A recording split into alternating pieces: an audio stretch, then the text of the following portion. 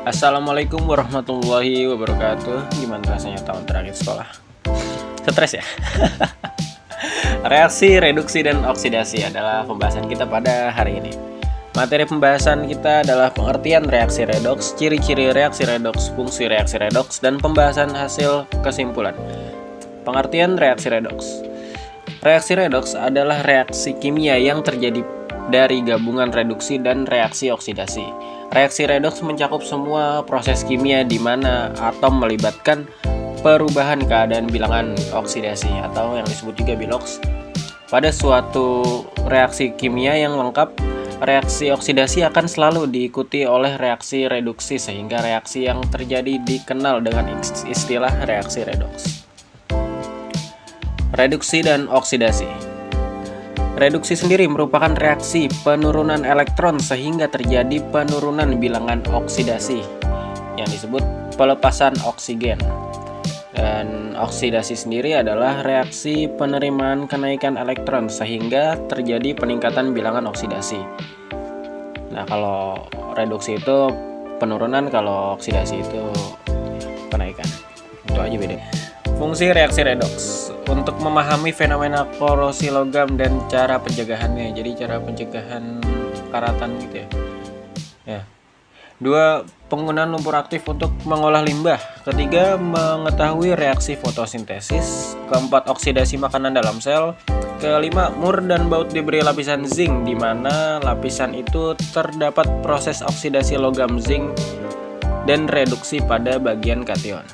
6. Yang terakhir, pembuatan alat-alat dapur dari stainless steel sehingga tidak berkarat karena permukaannya selalu dilapisi oksida akibat proses oksidasi yang berlanjut. Ciri-ciri reaksi redoks. Ciri-ciri reaksi redoks akan ditandai hal sebagai berikut. Terdapat unsur bebas seperti oksigen, klorin, sukrum, dan lain sebagainya. Terjadi perubahan biloks atau bilangan oksidasi, adanya reduktor, pereduksi, dan oksidator, pengoksidasi.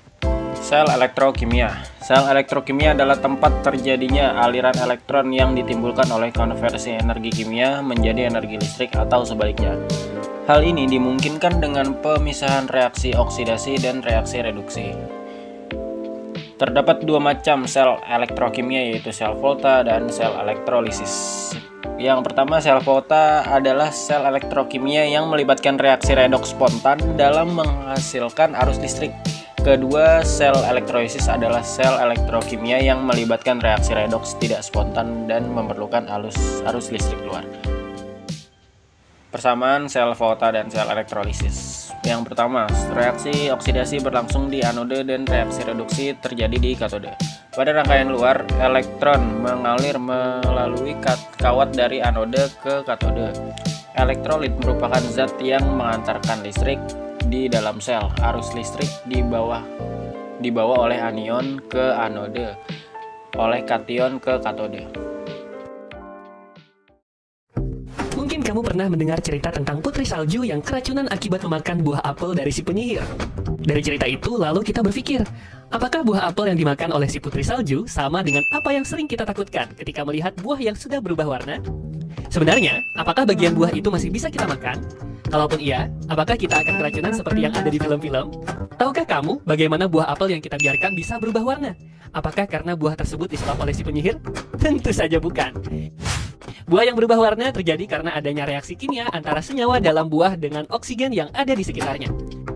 Seperti besi yang berada di ruangan terbuka, lama-kelamaan akan berkarat. Reaksi itulah yang dinamakan dengan reduksi dan oksidasi atau disingkat redoks.